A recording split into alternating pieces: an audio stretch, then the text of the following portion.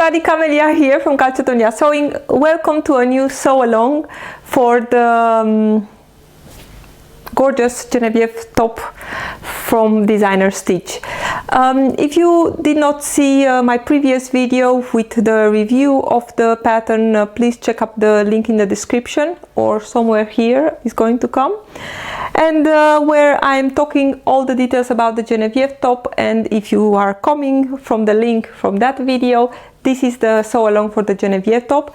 I am going to try to show every steps, but there are some really easy steps like sewing the seam of the sleeve. You know, I'm not going to bore you with that, or with the hems.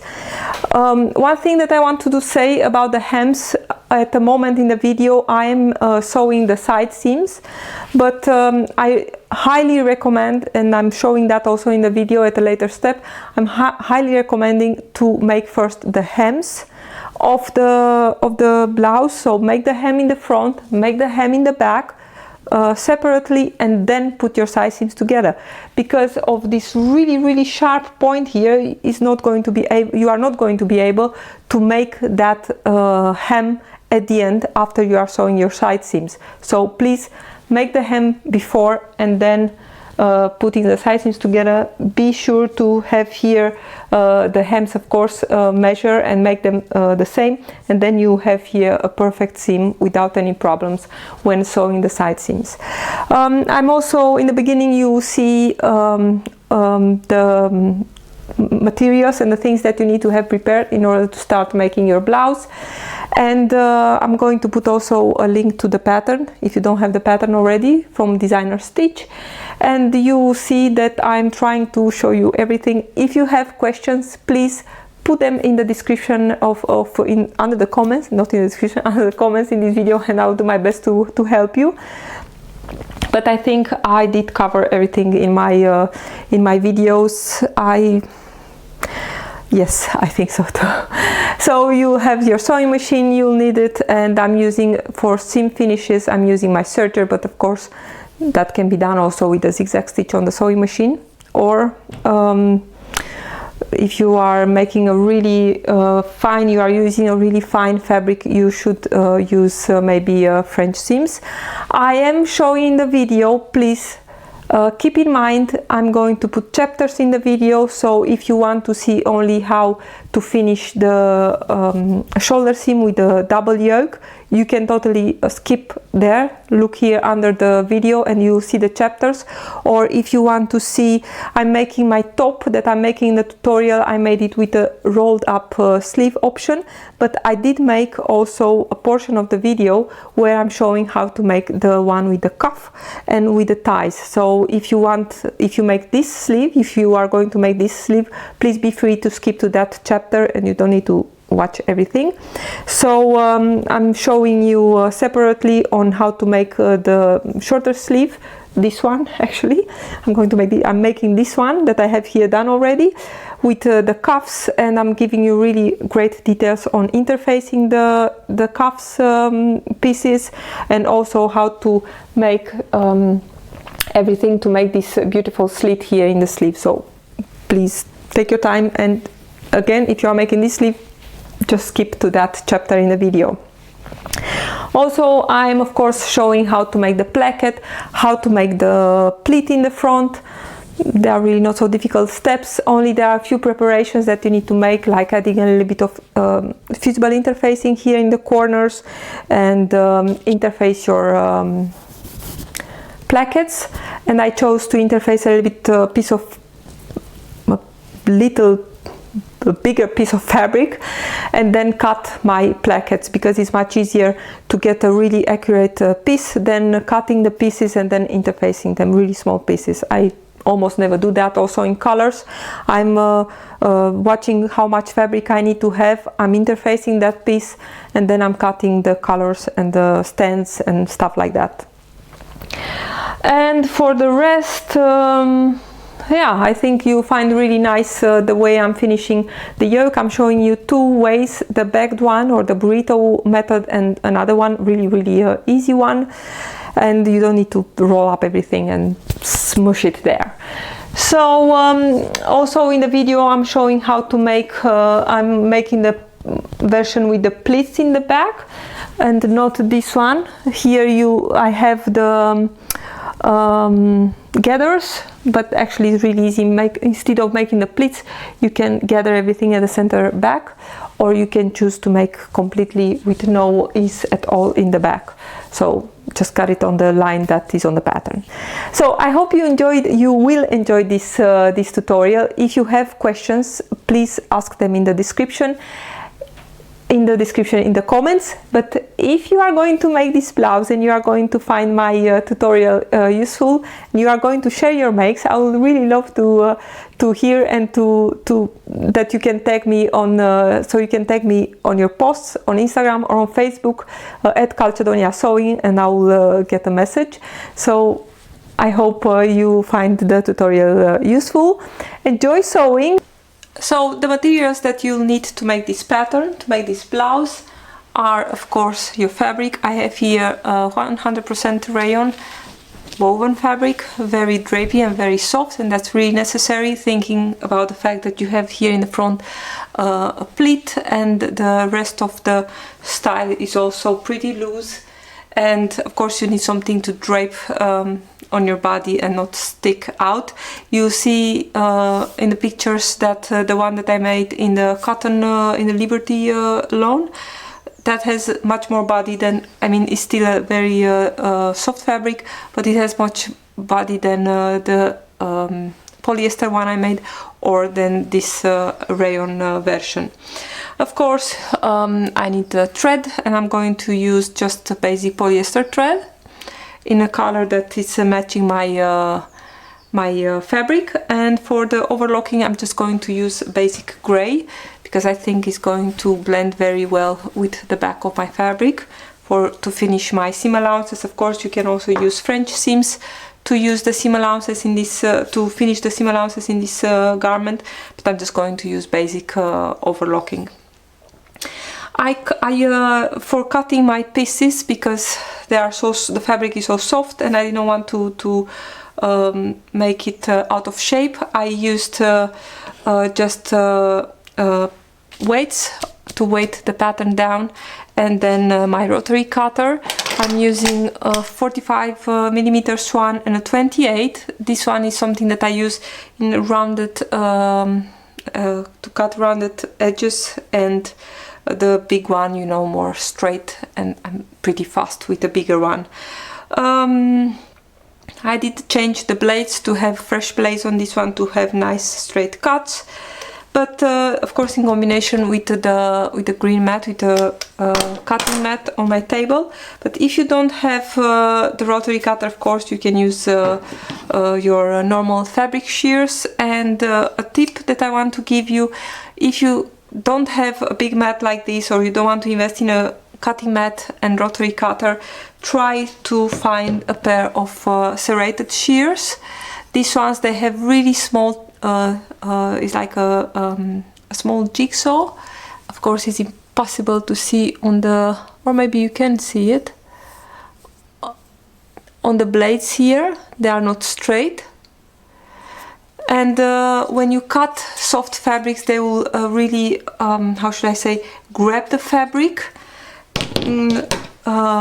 Comparing with a normal pair of shears, straight blades, that they tend to push the fabric away from the shears. So it's a really big difference between these two. So if you have the possibility to invest in a pair of serrated shears, and of course depending on the brand, they are not really expensive. I have here these are from Mundial. These are smaller ones. I'm not sure which size are these ones. I think 8.5 inches. And these ones, they are not so expensive. These ones are from Kai, are the 28 ones, and are a little bit more expensive. But even for this, if you look on the internet, you can find with nice offers. So I have my pattern pieces cut, all of them, and I'm going to talk you a little bit through. I made already my changes, and for my for myself, I needed to raise the bust dart point a little bit, and I just draw the new point is 1.5 centimeter higher, and trying to zoom a little bit, and then from the original legs of the dart, draw it back to my new point, added a little bit of paper here, folded the dart like it will be after sewing, so with the bulk dart downwards, and then just cut it with a rotary cutter, or mark it first with a tracing wheel, and then when you open you see that you have here a new shape of the dart at the side seam. So this is changed. So this is the front. I just, for the lines here where I need to make the fold, I just made some slits, some small snips. Do remember that, and very important, in the designer stitch you will have different seam allowances around your edges. So in this case, for example, there is a 1.5 centimeter for the hem and for the side seam, and 1 centimeter for the armhole, 1.5 for the shoulder, and 6 millimeters for the neckline. And you need to take care that when you make these little snips in the fabric to mark the notches, don't make them longer than the half of the seam allowance. So here I have a 6 millimeter seam allowance. I just made really small ones to be sure that they will not get in my seam allowance. I'll get holes in my seams. So this is the front, which is cut, and please try not to handle too much the pieces. I'm already doing it more than is necessary, but I need to show you this, because otherwise all kind of edges could get stretched out. This is the back, the lower back, and I chose to make the one with the back pleats. Oops, sorry about that.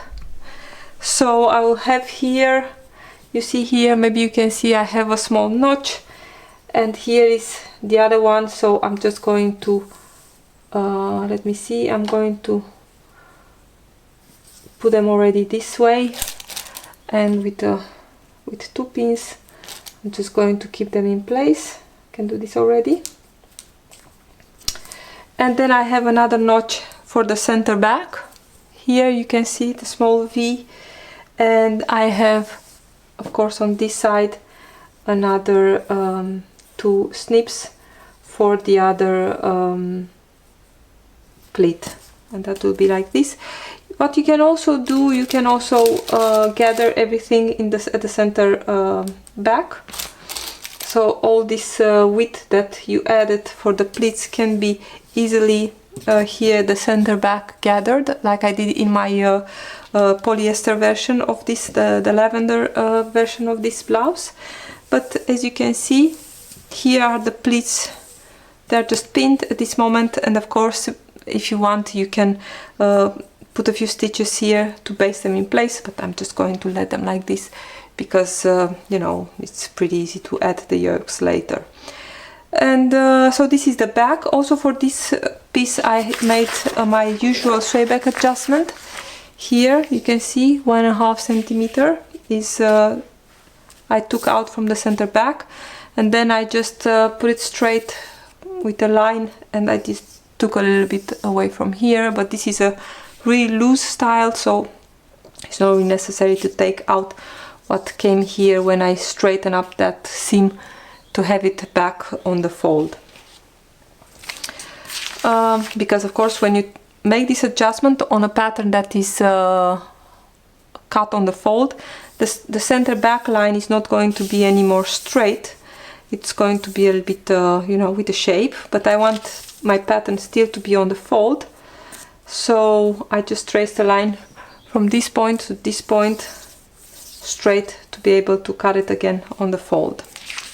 So this is the back, and of course because we are at the back I have the yokes.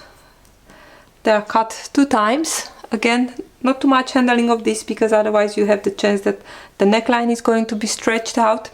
My advice is to stay stitch the necklines on the front and also on the back yoke to be sure that it's not going to stretch too much. I have here, I'm going to make, in my blouse, I'm going to make the straight hem sleeve, the longest sleeve length with the sleeve tabs, but I am going to make demonstration. I have a small sleeve cut somewhere on, so here are the sleeves. These are my sleeves that are going in the final, in my blouse, so the longest length. Really important to mark the top of the sleeve. That is going to come on the shoulder of the, it's going to match with the shoulder seam on the top. So this is my sleeve. And I have here the shortest version of the sleeve. Just for demonstration, I'm going to make it with the little ties to show you how that is done if you are if you want to make that version. And what I noticed from my previous two tops that I made with this pattern, I think it's very important here on this part you have that little this thing, the little slit on the sleeve to come then with the, then you have a small piece of facing that is getting sewn. Then you turn this to the wrong side and then you attach your tie with the, that is the tie and the cuff, they are in one piece. But my tip for you is to add a small piece of interfacing around this area on the wrong side of the sleeve, because when you need to cut this, you have to cut here to the point and then to turn. And if these fabrics, you'll work mostly with, most likely with a very soft fabric.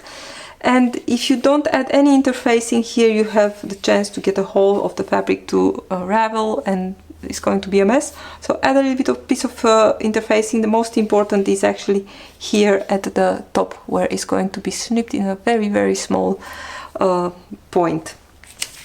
So I added here already, and I just made the 3 slits, one for the sides, and so where I'm going to stitch, and the center. So I'm just going to measure, I think it's a 5.5 centimeter high, and then I'm going to draw something before I start to sew. And here I have the small piece that is actually facing that slit, and I'm not going to finish this with overlock or something, so I just cut it with my pinking shears like that. It's not going to unravel or something, so it's going to look nice. And as I said, for this little sleeve I also have some fabric, because it's just for demonstration. This is a big strip of fabric, and I only interfaced, I think the original is saying to interface 1. If I'm cut 4 pairs, I don't know if they are interfaced in the pattern, but I'm interfacing only because you have here 2 notches that are actually the start and the end point on that slit. So this is actually the cuff part between these notches, and for the rest is only the tie part. My advice is to interface between these things and let the ties without interfacing to be soft and not stick out. And as you can see, I just interfaced 2 pieces of fabric with some rest interfacing, and I'm going to cut this on shape, and then this piece, the cuff, that needs to have a little bit of structure to it, is going to be interfaced. So you can do this if you'd like to have a little bit more body on your cuffs. This I need to cut out with my rotary cutter in a minute. And of course I have here, I think the most important detail on this pattern, the tabs, the placket. And this piece is getting cut 4 times, and the pattern is asking for 2 times in interfacing, but because my fabric is so soft, and to be honest, I always like to have a little bit interfacing on both layers. And sometimes, depending on the fabric, of course, I'm using for the outer layer, so the public that is going to seen by the public, I'm using a little bit more stiffer interfacing, and on the inside color or placket or whatever cuff, I'm using something that is lighter, and I still need to decide. But on this one I just interfaced a little bit big piece of fabric, interface it, and then I cut it out, because like this I'm sure that my pieces are going to be on grain and they're not going to be distorted as if I was to interface them after I cut them. So these are going to come like this. And if you want to decide whether to interface both or only one, you can always make a test, you know, interface a piece of fabric and then take it together with another piece of fabric that is not interfaced, and then look for yourself how they feel, and if they are too sloppy, or if you think, well, you know, maybe I like it better if both of them are interfaced. So this is something that you can test on a small piece of fabric and decide for yourself. I really like how the placket is looking like this and how it feels interfaced on both layers, as you can see here. So I think this is I really like this. So these ones are going to come like this. And because these ones are both interfaced with the same weight of interfacing, I can still decide which ones are going to be the facing the public. Because this one, for example, it has a lot of blue, but I think I like it more like this with a little bit more print on it. And not to forget, the last one, but not less important, is of course the piece of bias strip, the neck binding that must be cut on the bias to be sure that it's going to come nice around your neck. And I don't really like working with a really thin piece of binding, and this one is pretty narrow, is 3 centimeters, and then you fold it and then you sew, and then you turn it to the back and top stitch from the good side.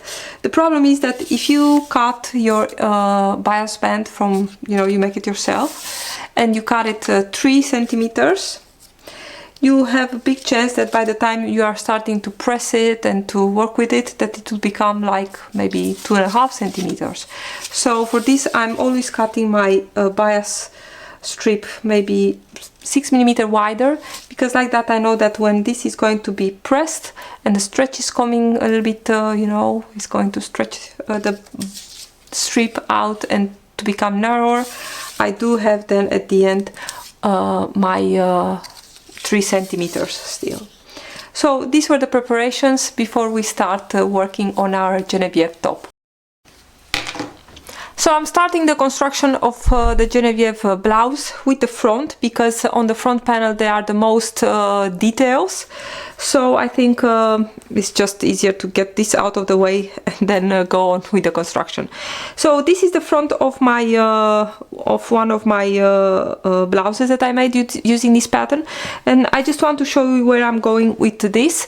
So the first step I want to make, I mean, it's not really an order. If you make first, you can make first your bust darts and then the pleat and the placket, or at the end the bust darts, doesn't really matter for the front. But I'm going to start with the pleat.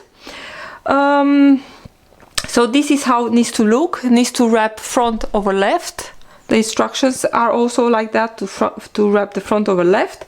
And first you have to make the pleat. You baste it and then you apply the plackets. So this is where I'm going, and I need to start here. So this is the blouse I'm working on right now. This is the pattern piece. I don't want to handle this too much because I don't want to stretch out these edges. What is important to mark on your piece, of course, the darts, the bust darts needs to be marked, and I have mine marked here. Actually, I have the point of the dart. I did stick a pin in it, and I have here 2 slits for the legs of the dart, and I did make here 2 marks more, so I don't need to draw everything, but please be free to mark it as you want, the darts, as you usually do. But what is most important is here at this part where the pleat is coming, and there are a few snips here. I think I made a little bit too much because you don't need to slit everywhere. But actually on your pattern you have the inside line here is the center front. I'm going to take this for a moment. The inside line is the center front of the actual center front of the pattern. Then the second line is the fold, or the fold line, I should say, because the fold is here where you cut your pattern. This is the fold, but this is the fold line, let's say, where I'll have to fold my pattern. So actually on the actual garment must be marked the center front on the right side as worn, then the fold line. I have here small snips. I hope you can see. I'm going to zoom in a little bit. So I have here the inside snip is for the center front, then I have a fold line. You'll ignore these ones, and then on the left one you need only the center front again snipped. So if you cut it on the fold, if you snip the center front, you get both lines. But also this line of the fold, let's say, that is on the, that will get automatically when cut on the fold, this one you will ignore. So you have center front and the fold line marked on the right side of the blouse, and on the left you have only the center front. But before I'm going to fold anything, there is very important to mark the these corners here, actually, where the plackets are going to come and you'll have to snip in. So to mark this, you'll just in the instructions you are advised to mark this with a stitching line all the way, but I think the most important is actually to mark these little corners here. And I'm starting, let's say, 1 inch from this side to here and here, and the same on the other corner. What I always do in this kind of cases where the fabric needs to be snipped in order to turn a corner, I'm always adding just a little bit of interfacing. This is a big one. I will just cut a little bit and I will put it under. I'll show you in a minute. And then when I press everything, you'll see that it will stick, and it needs to be just, you know, like a centimeter or something, just to reinforce this corner that later is going to be cut. So I'm going to my sewing machine and I'm going to stitch this, or stitch here and here to mark the seam allowances here in the corners. So I have here my seam allowance marked. You'll not believe, but I forgot to put the camera on recording, so I'm just going to show it to you. Let me put a little bit more.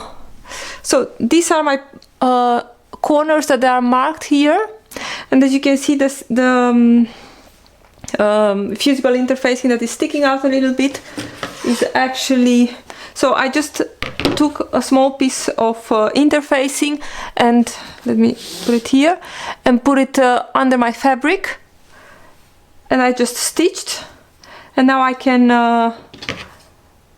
trim that. The most important is that that corner is reinforced. Don't need a whole lot, and it's important to put it on under your presser foot, of course, with the glue part of the interfacing against the fabric, because now when I'm going to press, it's not going to stick to my iron, but it's going to stick to on the fabric. I need to cut this. Of course, it's better to cut it from this side, that I can cut it flush with the fabric, with the edge of my blouse, something like this. And now I can press this. Let's see. I'm going to put it like this. With pain in my heart, I'm moving this a lot. Usually I'm very careful with this kind of soft fabrics, so I'm just going to press this, not too much, because otherwise my markings are going to go away. I can mark them again. Okay, let's see. Actually, all this bit is not even necessary, so I'm just going to cut this. It's okay, it's going to be covered by the seam allowance of the placket. So this is a very important step. Anyway, marking the seam allowance to make things easier, and reinforcement of that corner. So this is what I have now. Okay, I'm going to zoom out again a little bit. Oops. Okay, now we can baste this fold, and the only thing you need to remember here is that you have the center front, so that inner line marked on the left as worn, and on the right as worn you have again the center front is to the inner corner, and this line, the second line, is the fold line, also very important, and it's actually really easy. You just take the fold line, you don't need to fold it all the way or something, and then you bring this line, is coming actually all the way to the corner you just made here. And if we put this nice and straight, I'm going to put a pin. Let me see if I can find a nice pin here. I'm going to put a pin.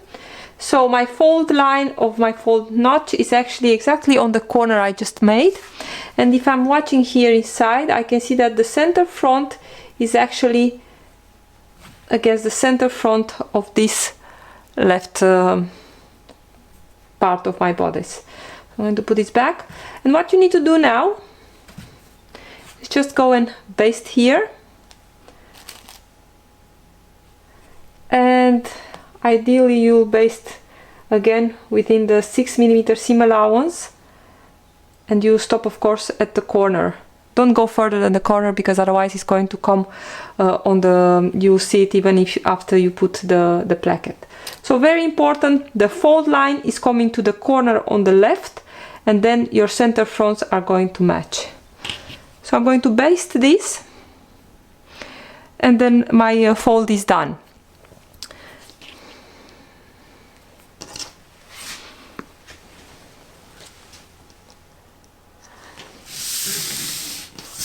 After the fold is basted, the next step is going to be preparing the plackets. And as I said in my previous step, I did interface both of my plackets. I mean the inside and the outside. And I'm doing that. I came a little bit short of interfacing here. I am doing that because I really like a nice stable placket. And if I was to show you my finished one here, this is a georgette, a crepe georgette, really soft. And if this was not interfaced, it would have been a little bit sloppy, and it's really not the look I'm looking for. So it's just a really soft interfacing on both of these plackets, and I use the same on these ones. So what I'm going to do now is sewing the shorter edges of this. But of course they are going to come wrong sides together, like so. Let's see. So like this. And please take care of the seam allowances. As I said, in designer stitch patterns the seam allowances are different. And on the plackets the seam allowances are 6mm. So again, also here I'm going to sew the shorter edges, and yes, I'm pinning parallel and perpendicular, I don't really care. So I'm going to sew this these short edges of my plackets, and after that I can decide which placket I want to have it on the public side, because as I said, they are quite different on the prints, and based on that I can decide. I'm going to sew these shorter ends right now with a 6mm seam allowance.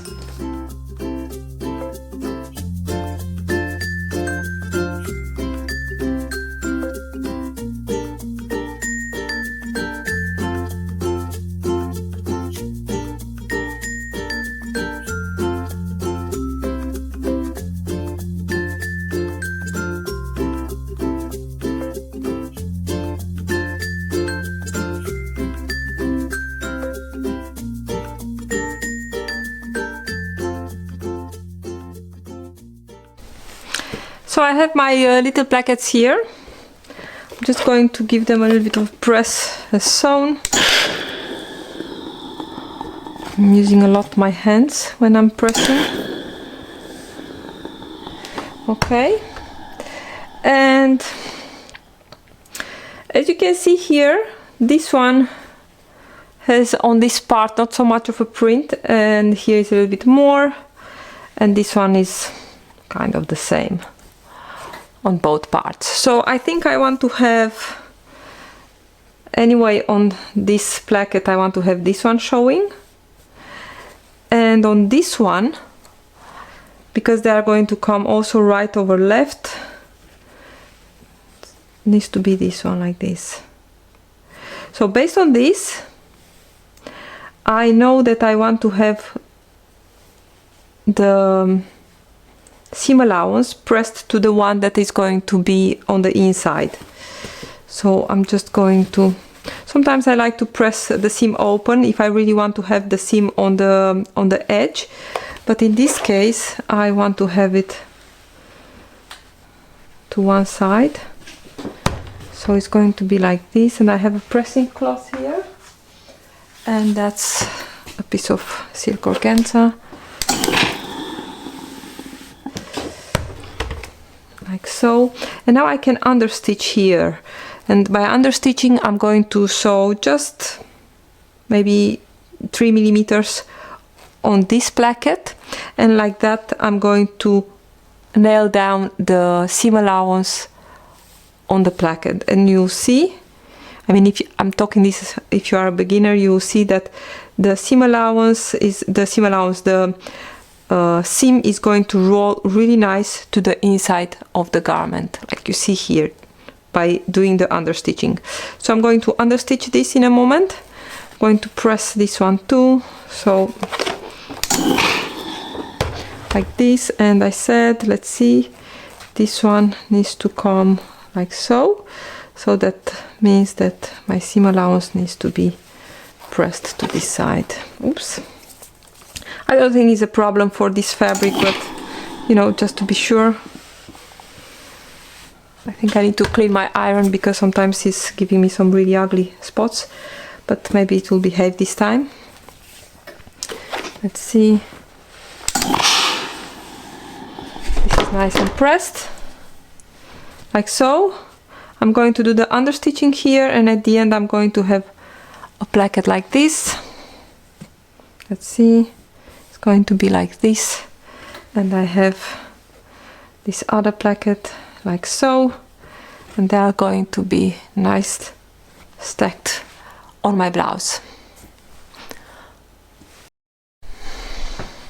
So I have here understitched my piece, so I just did a row of stitching on the, I think it's 3 millimeters from the seam, and like that I nailed down the seam allowance to the part that you want to have it on the inside. And this is how it's looking now. I'm just going to, because the seam allowance, you see I'm already not using this pressing cloth anymore. You should use it if you think that your fabric is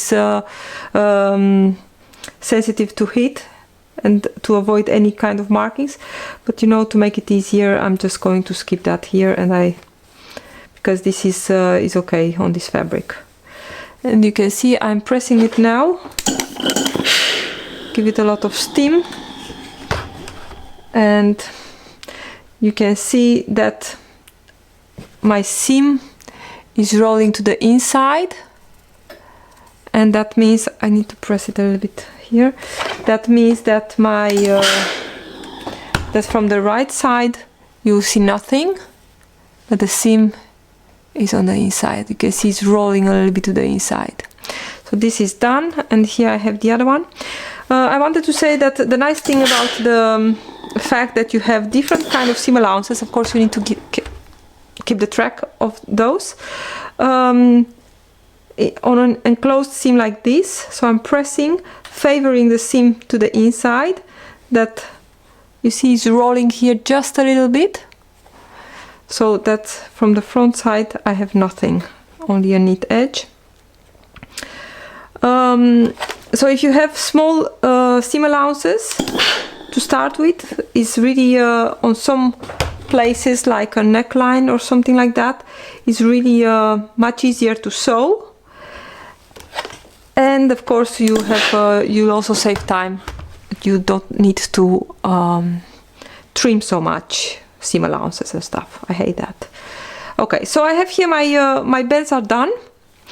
What you can do, if your fabric is moving a lot, they're going to come like this, you can baste this part here, the longer edge, actually all the edges, you can baste them. But before I go to attach these two, as we said, right over left, I think it's very important to have marked where these two should meet here, because in the end you need to have here a perfect 6mm seam, and that this corner is coming exactly in the 6mm point of this seam allowance in order to have it perfect when you put it on your blouse. So if you want, you can make a mark, and I have here a pen, so I'm just going to mark to be really sure when I put those together. I'm going to mark here a 6mm seam allowance, and I'm going to mark a little bit here on this on the side. And I know my pen is thick, so I need to consider that when I'm going to align it. So this is my piece, and I know that my piece needs to come, because this is actually what is really important. I know that this point here needs to be exactly at the 6mm seam allowance, because when I come with my blouse, let me see, I have a small piece of fabric somewhere. When I come with my blouse, take this one, just going to show you when I'm coming with my blouse, I'm coming here, and my corner is going to be exactly here. So that's why this needs to align exactly with the 6mm seam allowance, this point. That's very important, because if I put it like this, you see my 6mm is going to start somewhere here, and this is not going to hit my point. So I need to align this perfectly, right over left, and then this overlapping needs to be exactly at the 6mm seam allowance. And I am going to put these ones with a pin, like so, and now I'm going to baste this in place. So now I have here the front. This is of course the part where you need to take very good care that everything is going good, is well aligned. This is the right side of my placket, right over left, the right side of my top, so this will have to go right side to right side. And in order to make it really easy to match, I'm going to make a really fold it in half and make a really small slit here, exactly in the only in the seam allowance, of course. And I'm going to mark to meet that with the center front on my top. Where is my slit? I think I need to do it well through all these layers. Yes, that's better. I'm going to put this together with my center front on the garment, and that of course should align with each other. And I'm actually going to sew this from the back of my garment, because I can see here exactly where these markings are. Here I have one corner, and here let's see, here I have another one. This basting stitches is stopping exactly at the corner.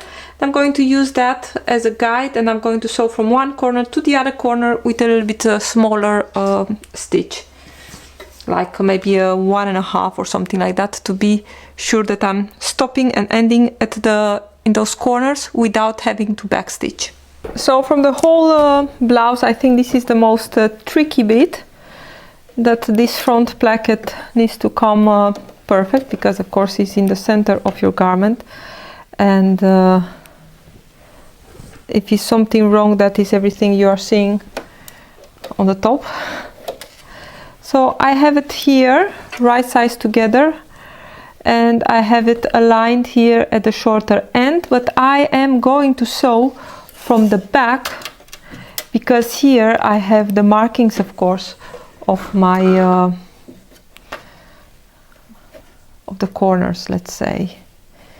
So that's going to be here. As you can see, I have these two corners here, and I want to stop and to start there. That's important. And I'm not really afraid about any holes or something like that when I'm going to slit these corners, because I have that bit of fusible interfacing in it. I hope you can see. Okay, let's see. And I'm going to use here smaller stitch length than usual. I think I'm going to use a 2, because I don't want to backstitch here. This is not really a good place to backstitch, because of course you have the possibility to make a mess. Just going to, but again, because I am using a small seam allowance, it's very important to have it right from the first time. I'm going to sink my needle, otherwise it will be a pain to take it off. So I'm just going to stitch. I'm going to take a pick here. I hope this is recording. Yes, it is. Okay, and I want to have, where is my corner here? It's going to stop right there. Okay, let's see. You know, I'm just going to do it. And so I really don't want to have any back stitching, because you cannot backstitch and stop and start at the same corner. And I'm going to use the previous basting stitches of the fold, and I think I have, let's see, I'm going to take a pick here. Where am I? I think I'm like a really small stitch away. I'm going to make one more, and I'm going to take this out. Well, let's see what I did. So it's at this moment it's sewn from one corner to the other, and that means that, give it a little bit of a press, and I'll have to have a piece of I'll have to cut now exactly to my corner, but not through. So only the let's say the garment, and not the placket.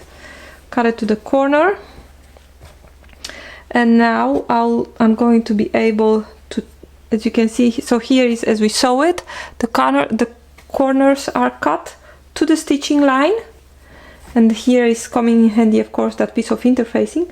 And now I can bring that longer part of the placket, going to turn it like in the instructions, and I'm going to be able to sew it in place.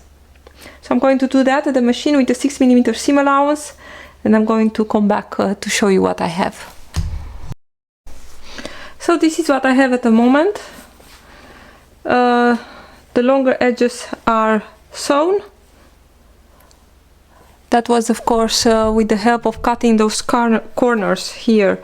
You can turn it and make it and make these edges. Now I'm going to finish this with my overlocker, the edges of the placket around, and then I'm ready to sew the darts and continue with the construction of this. The neckline, of course, we can do after we are putting the shoulder seams together. Okay, so I have finished the edges of the placket with my overlocker. You know, just plain serging, try to stay in the line because it's a really small seam allowance. And now I have my placket is almost finished. I still need to top stitch around. I want to top stitch around the edges of the placket, so really maybe 3 millimeters away from the seam, and that will complete my placket. I do have here some basting stitches that I'll have to take out later. I don't think I need to bore you with taking this out, but it's really not a big problem. When you do that, you need to be careful not to take any of these threads. Let's see, this is what I have here. Cut it off, and let's see, that's looking better. Have here a bit more.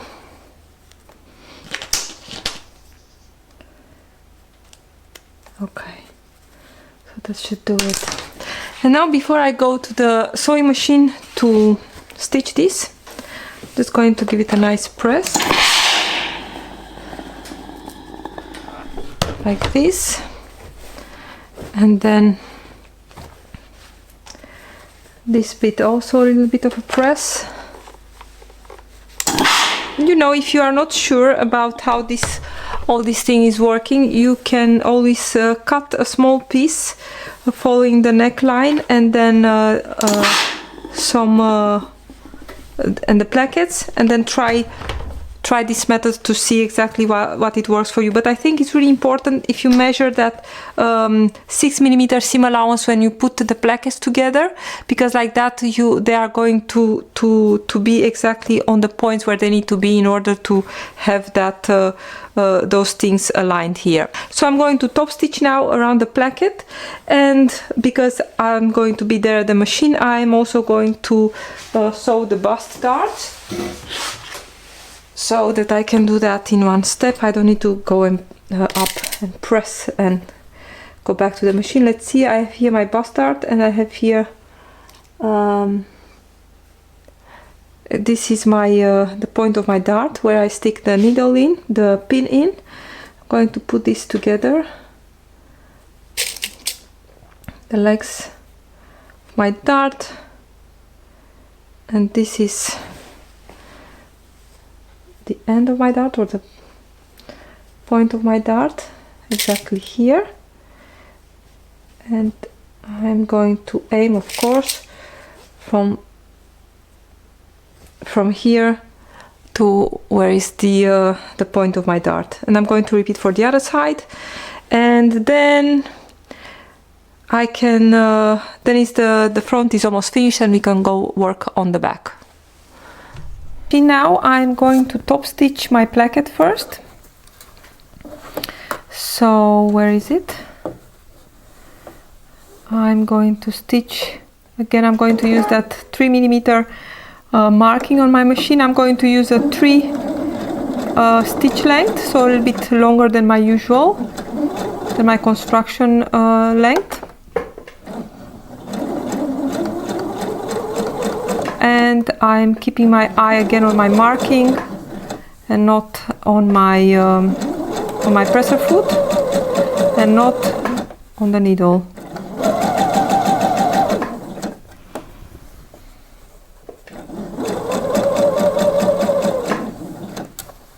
Okay.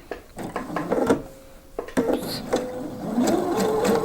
Again, because of the video camera, I cannot get as close as I want with my eyes. So here I'm at the corner, and I think I need one more. Then I'm going to turn with my needle down, put everything nice and straight.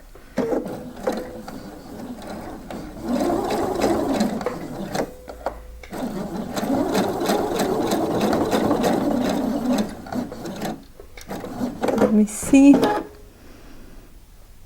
If I turn now, I need just one little stitch more. I'm going to turn it with my hand, and then I can, that is a smidge too big, but you know what, I'm going to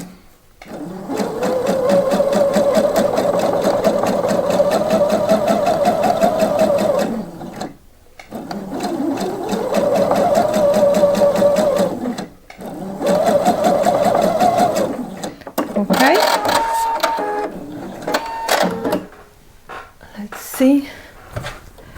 And this is how it's looking top stitch. So I'm going to give it a press and it's done. And now I have my darts. I have here one. I don't think you need to see me sewing both darts. So I just pin the legs and I have here the point. And you know, I saw one time, let me see. Oops. I'm always sewing straight on the seam allowance. I know that in this case the seam allowance is 5/8. So on the seam allowance for, I can back stitch here. Put my stitch length back on 3.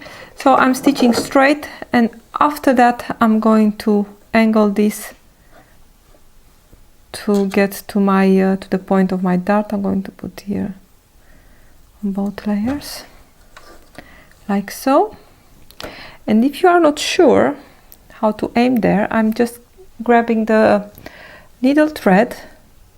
I don't need to pull, but I'm going to put it that is aiming to my dart point here. I hope you can see that. Yes, you can see it. So I'm just taking the thread. The thread is already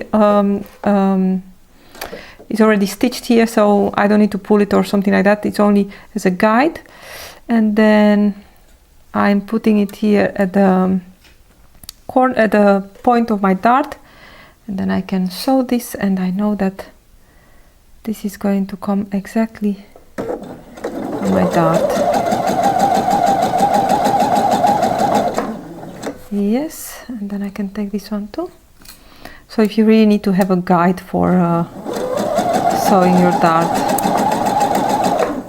and it's going to be perfect, I'm telling you. I know where my mark was here on my fabric, so I'm just going to stitch off. And I'm not back stitching, I'm not even tying these ends. I'm just going to let them like this. So this, I'm going to sew the other one and I'm going to press them. Okay, so I have here my placket, which is top stitched, and I'm going to press it a little bit. And when you press it, it's more, I don't know, I don't need to press it like to go through the table, just to set the stitches. And then I have my darts, and for the darts, of course, I need to have my pressing hem. I'm going to cut this thread away. Then I'm going to put the sewn, the other one too. Don't press so much beyond the point here, because otherwise you get a pleat on the right side. Yes. Then I need to press this down. And I am going to press it from the right side of the fabric. Let's see. If you don't have a pressing hem, you can use maybe a rolled up towel or something like that. That is going to give you a really nice, I don't know, lifted surface to press your dart. Okay, this is nice and flat, as you can see. And then I have the other one, which again,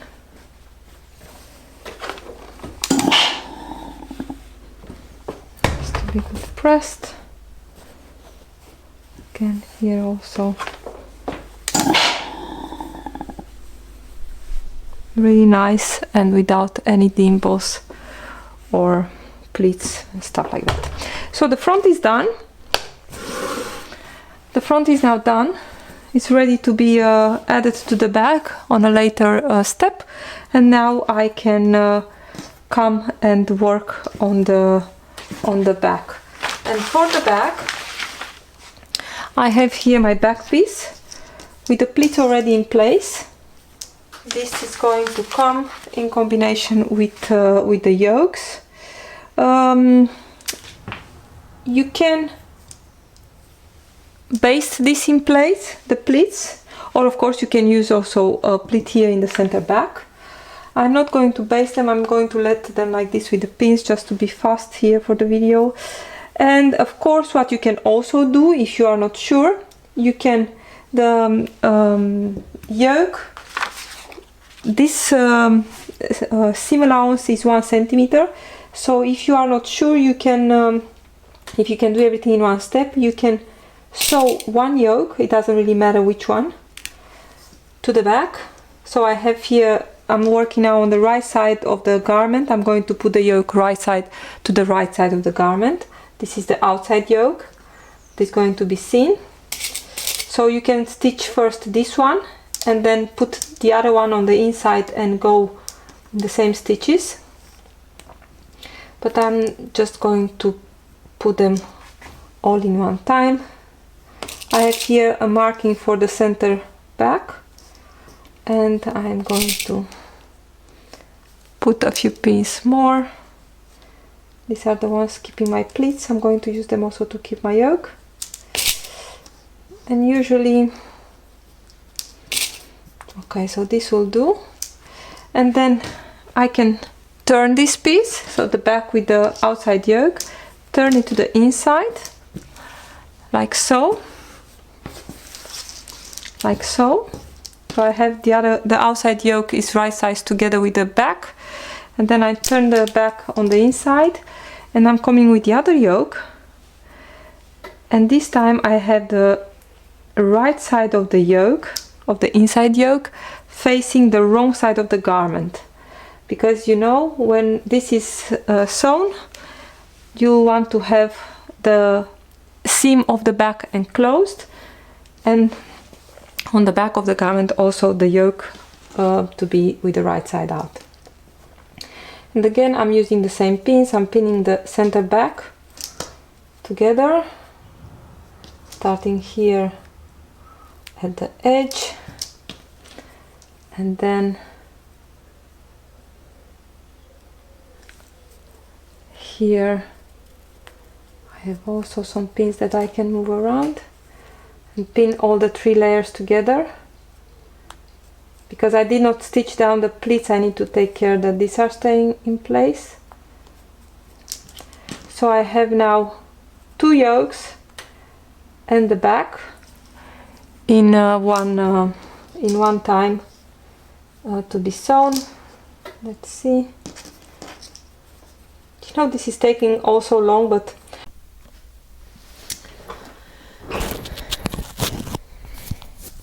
okay, so I'm now at the machine and I'm going to stitch all this in one time, the 2 yokes and the back, and the seam allowance here is 1 centimeter, and maybe just 1 stitch back stitching. This is going to be an enclosed seam, is going to be used for the, it's going to be crossed by the sleeve, so I don't need so much back stitching.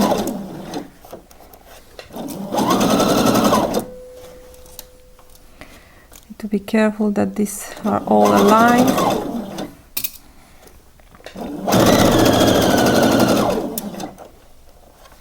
Again, I am not sewing over pins. I have here my center backs all together. Let's see. I grab a little bit the back from the inside to be sure that is aligned. Here I did try to skip a little bit to the inside. Yes, come back.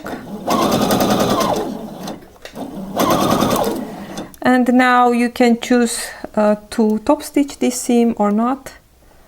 I think I'm going to top stitch it,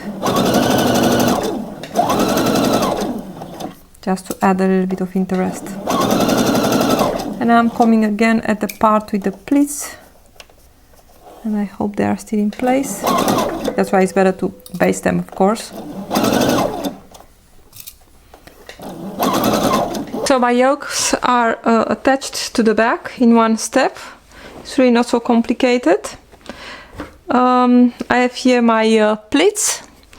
This is pressed sewn, and you can see the other yoke that is facing the right side to the inside of the garment. I'm just going to press this one time, as so. And I'm telling you, when you do this, because the seam is warm, it's also really easy to press this.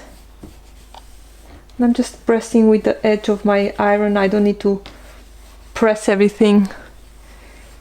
You can see it's really that the seam is getting pressed. And I'm pressing the seam, of course, up to the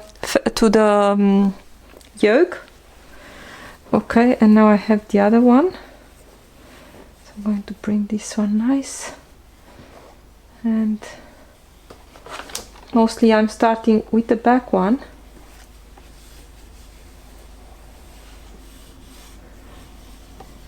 Like this. And I'm coming now one time more from this side to be sure that I have no pleats or something like that. And now I think I'm going to top stitch this. And I'm feeling with my fingers that both seam allowances are, or on both sides. I don't have here like a pleat, you know, like so, because there is a big possibility being this having all these layers.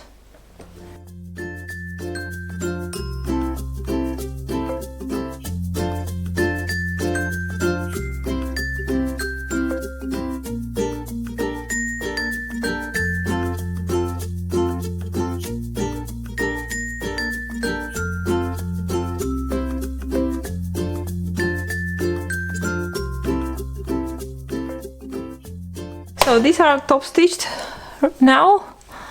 Going to zoom a little bit in. This is done. The yokes are attached and top stitched and nice. Okay. The next step is going to be attaching the front to the back at the shoulder seam. And of course we have here the yoke, so it's going to be a little bit different than other times. So I have here the back. Let's see, I'm going to put right sides together first. So I'm going to peel off one of the, please be careful here because the neckline of, at least in my case, the neckline is not stay stitched. You should do that. Also on your garment here, this little bit on the front, and also the necklines of the yokes are very important to be stay stitched in order to avoid any stretching out of these edges.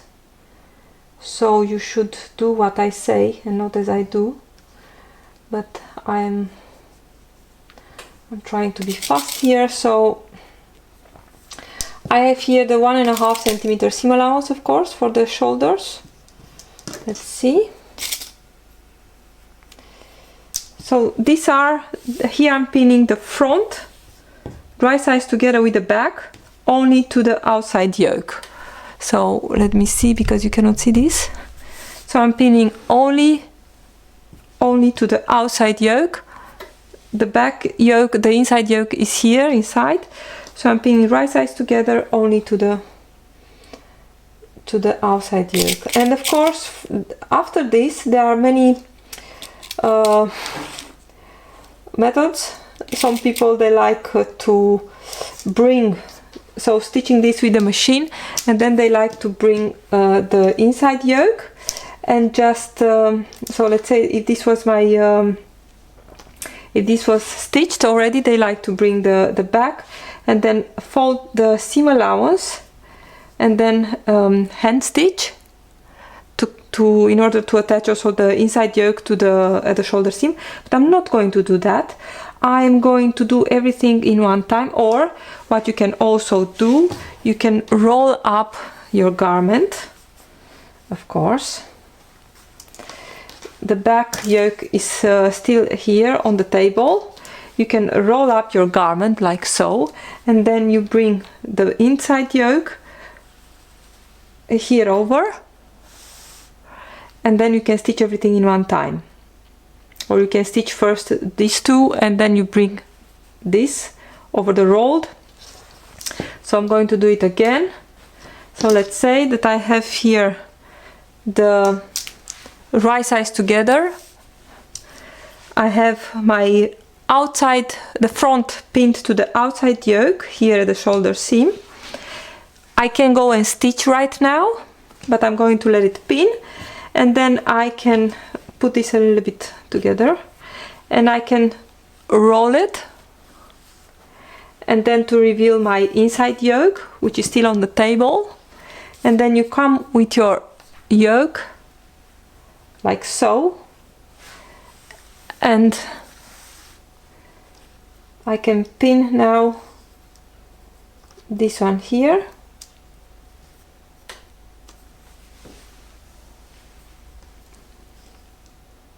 like so,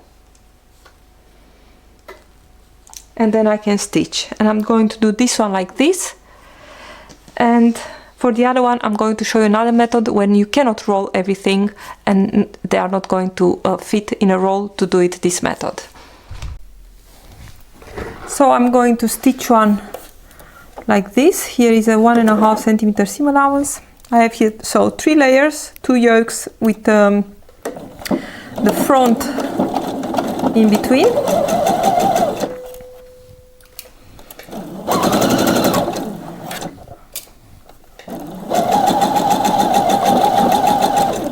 Okay, this is done. Like so. So let's see. So this is done, is sewn, and what you normally do, of course you have to, but now I can pull the garment out, and then my shoulder seam is nice and closed, as you can see here. And if I was to turn this to the right side, I have my shoulder seam sewn, and inside is neat and outside also.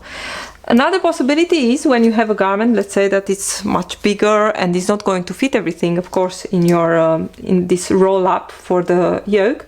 What you can also do, and I have it here, so this is still pinned, the right sides together, the front with the outside yoke.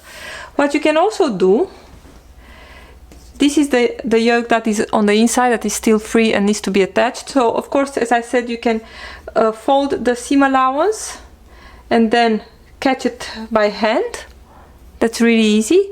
Or you can also bring them like so, and you actually start here at the shoulder, and then you bring it here, and you just sew this. So again, I'm going to do it again. So instead of rolling everything, as I said, sometimes maybe your garment is too big and you cannot do it, you just bring the 2 yokes over, shoulder seam to shoulder seam, neck seam to neck seam, and then you just move the pins, and then you have exactly the same results as in the previous seam. I'm going to stitch this.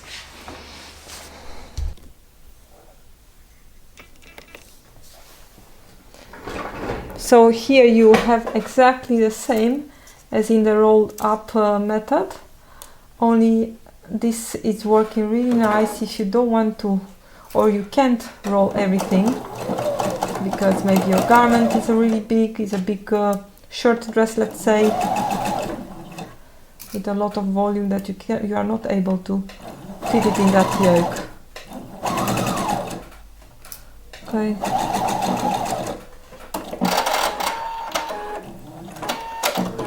And this is what I have now. And if I'm taking this out, I have exactly the same result as in the other case, with everything rolled up in the yoke. So now that we have both yokes done, attached completely to the back, and the shoulder seams are also attached, I'm just going to give the shoulder seams a little bit of a press, and I hope my sleeves are iron is not hot, but it doesn't matter, it is still a little bit warm enough for this fabric. And then I have the other one. Just pull it a little bit, not too much, but because then you pull your necklines and your armhole out of shape. Again, if you are afraid of these things, you should stay stitch these edges in the beginning of your project, right before, of course, especially if you work with a really loose fabric, with a really soft one like chiffon, or I don't know, something that is really loose and very getting out of shape. You should definitely stay stitch necklines and armholes even. So this is done. Before you are sewing your side seams, I just want to give you a little tip. The hem here at the side seams is coming in a very sharp point, as you can see, and on my other two this one and this blouse, the cotton lawn blouse, I did sew the hem separately, and after that I stitched the side seams, because that makes it really easy. You really don't need to try to make this hem here perfect at the corner, and I think it's working really nice, and definitely it's much easier and faster to make first the hem of the blouse and then to put the side seams together. But this is something you can choose. I am going to stitch the side seams on the blouse I'm making now first, and I want to see how I can get the hem done. If I'm not getting it done, then I'm going to unpick and sew the hem separately. And here maybe you can see I even made a small bar tag to be sure that this is going to keep in place and not but this is a white blouse, so it's not going to get any strains here at the corners. But as I said, if you are afraid of to be honest, I don't know how it's going to work if you put first the side seams, but I'm going to try on the blouse I'm making now.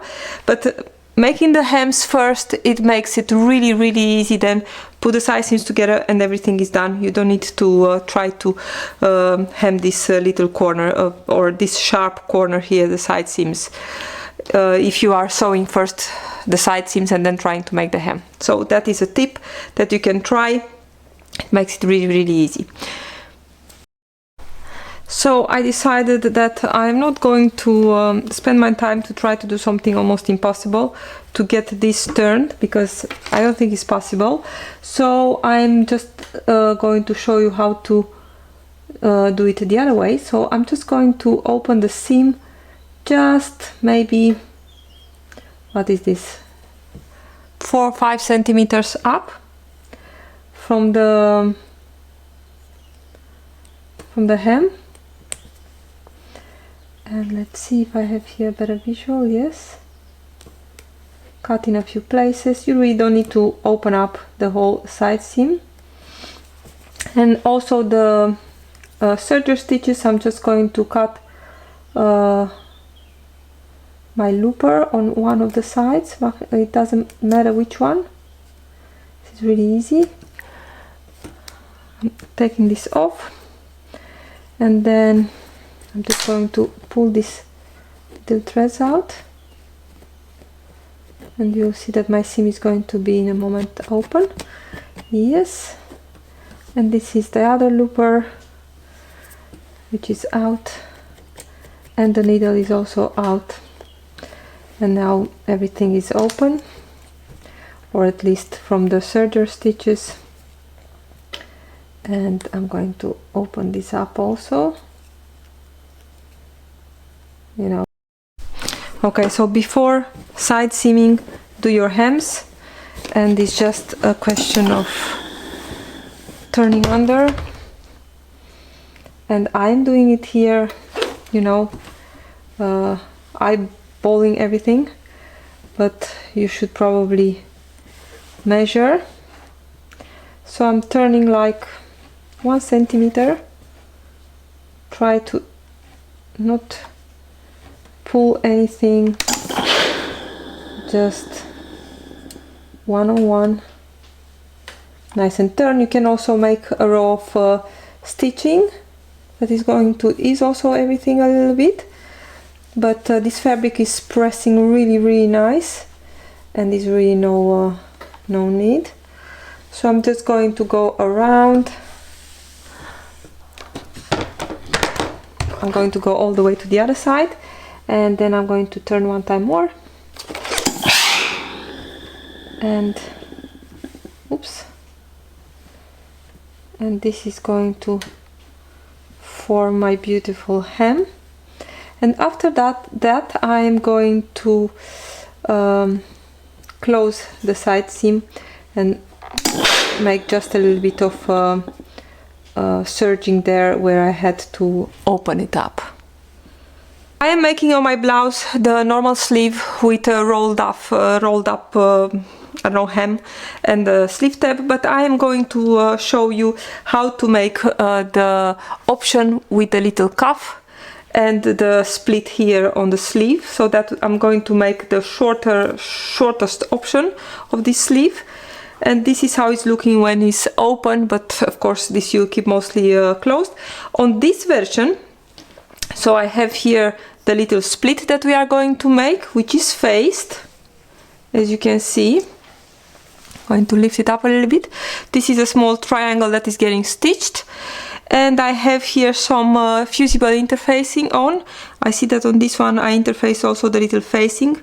I think it's a good thing to do, because like that you really have a more stable piece here. And because if you are not doing that, I'm going to show you on the other one. I totally forgot about interfacing.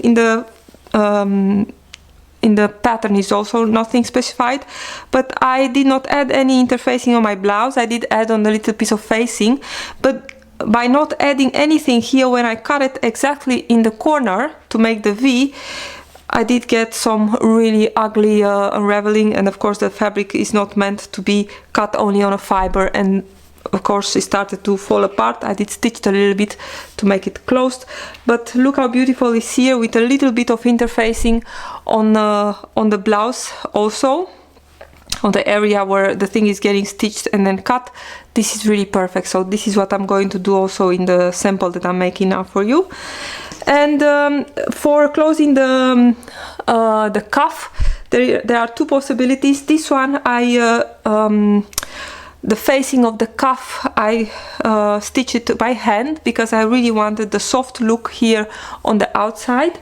But on the cotton one, I just top stitch it from the front side, and everything is looking also very nice. So depending on the fabric, you can decide what you'd like to do. I am going to stitch it today with the machine, but of course you can do it like I did here by hand. Turn the hem allowance and stitch it with some hand stitches. So this is what I'm going to show you now in this tutorial, and it's going to give you a nice little sleeve cuff with a bow. So for that I need the sleeve, and this is the sleeve. And as I said, I added a little bit of interfacing here on this area where I know that my slit is going to come. I have here a small piece of fabric, and I'm going to put a little bit of interfacing on this one too, because it's much easier, it's much stable and easy to sew, but very light interfacing. So I'm going to prepare that in a minute. And of course I have also the cuff and bow piece, which is here. And as I said, I interfaced, or I think it's the best to interface only on the cuff part, but this is a sample. I just used some leftovers interfacing. So interface it only between the notches, and then that will give you really soft ties to make the bow, and but you'll have a nice and stable cuff on your sleeve. So I think that's a nice thing to do. But again, use very soft interfacing and try it, let it drape to see how it feels and how you like it. And maybe you can use on the outside cuff something more stiffer, and on the inside, on the facing, a little bit more softer, or no interfacing at all in the inside piece. or the facing of the cuff. So I'm going to interface this little triangle, and I'm going to meet you at the sewing machine to sew it in place and to make the slit. So I have my little piece of fabric interfaced here, but I just want to show you something that sometimes I'm getting confused, and to be sure that I'm not going to, you know, mess it up. I'm just making always, when I need to be sure about something, a little piece that as a trial. So I was confused how I need to be right size together or right or wrong size together. So I made a little bit of a sample, and now I know that my piece must be right size together. So I have here the slits or the markings, the notches for that small triangle that is on the pattern, and I'm just going to place this one, I don't know, I'm going to place it a little bit the middle of my piece, in the middle of this where the notches are, and then I know that I'm also a little bit on the same page with my interfacing on the sleeve. And I can pin this, but I don't think it's really necessary. I just want to say that I think is somewhere here you should measure, I think it's 5.5 centimeters where I need to turn to the other side. So let's see, I need to put this one a little bit more to the left, and let me see if I'm a little bit good. Yes, I'm still on my interfacing, and I'm just going to sew this starting from one notch. You know, you don't need really to make it like perfect. I'm using 2.5 stitch length. I can back stitch one stitch, and I know that I want to have, I can also draw it here. Let me take a pen, a bit of a straight line, but you get the idea. So, or maybe make only the corner here where I need to come. Of course, this is an erasable pen. They are really cheap from Amazon. You get like 4 colors, and you get 3 pens with a lot of extra changes. So I'm just going to come to my point here, and here I do like to make the stitch length a little bit shorter, maybe to 1.5, and I'm going to stitch the point. Yes, I'm going to turn, and I'm going to come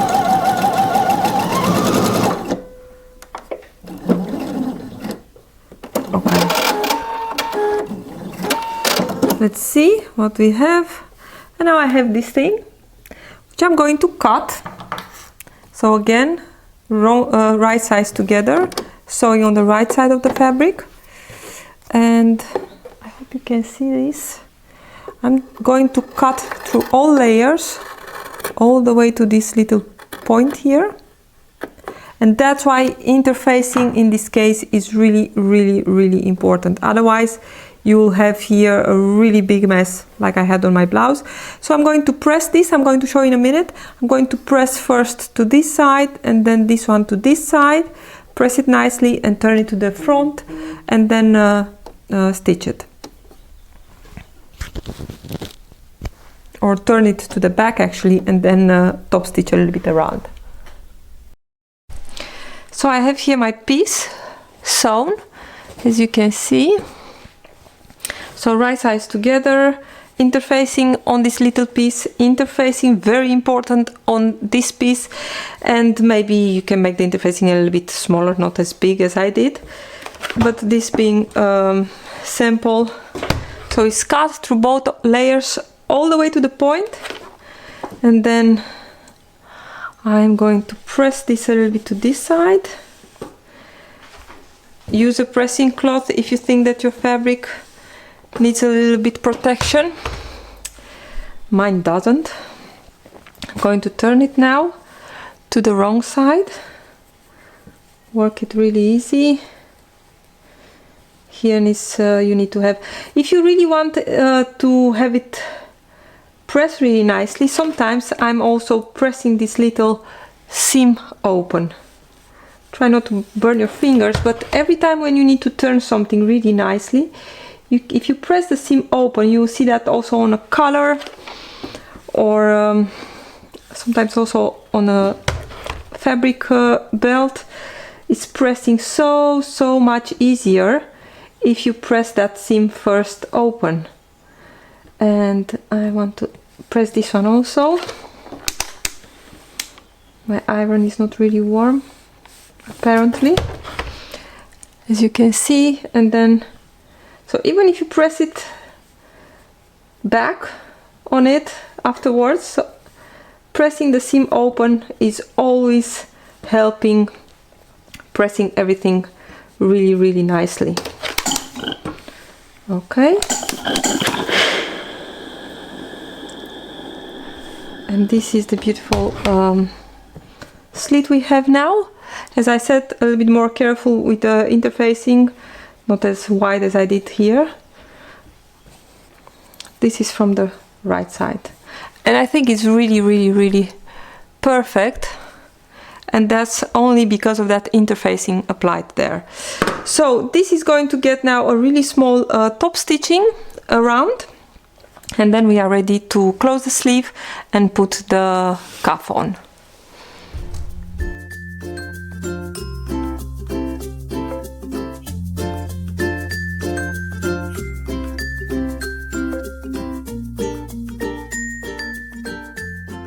So it's really nice and neat. And from this side, again, you can leave it as it is, but with your pinking shears you can make it even smaller, because like that is also not going to unravel or something. But I think it's for this sample is good enough. You get the idea what it should look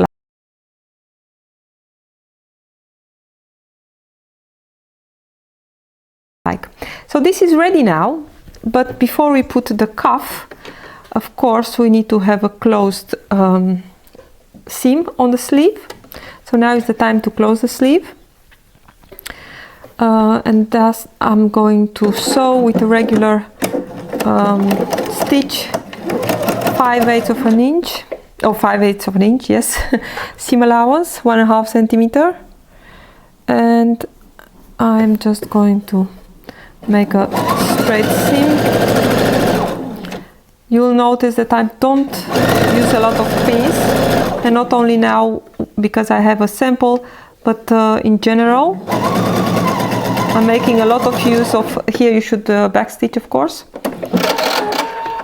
Sometimes I don't, because I know that this is going to be catched in the seam of the armhole. So this is stitched. Normally you should finish your seam allowance with the overlock machine or with a zigzag or whatever finish you want to have. So now I have my seam overlocked, just to get rid of all those threads. And now I have my sleeve. Here you have two choices. It's really up to you what you want. I'm going to sew my first part of the cuff to the right side of the sleeve, and then later I'm going to sew the facing. You can also sew the inside of the cuff first and then the outside, but I'm going to do it this way, because like that I have, I don't know, I like it more how it's looking at the end. So I'm just going to put my notch here, and I'm just going to start sewing, but I'm going to use a pin to know where I need to start, where I start, and then to see if everything is still matching. Maybe my sleeve did get a little bit stretched. Let's see, I'm just going to walk it around, and I'm going to see what I have. If I think I'm a little bit short. Let's see. That can be because my sleeve grew a little bit on me. I mean, from moving around. Put one pin more here. Oops. I need to pick that up. Okay. Then I'm going to walk it a little bit more. I press the seam to the back. Okay, as you can see, I'm pretty much sure, but I'm going to just going to let it fit as it's fitting. But you walk this to be sure that it's fitting the right way. I'm going to start a little bit more in. And I'm just going to stitch with, I think it's a 6mm seam allowance on this enclosed seam. Let's see. And I'm going to stitch with my sleeve underneath. I'm going to disengage my double transporter, because like that I know that my sleeve is going to ease a little bit in, and that's okay, because as you can see I probably stretched the sleeve a little bit, but it's not a big deal. So I'm going to stitch with 6mm seam allowance all the way around, or not all the way around, but to the other part of the slit. Stitching first to the right side of my sleeve, so right sides together, and taking care that seam allowance is pressed to the back, and then we are almost done. Okay. And you can also make those ties, you can make them as long as you want.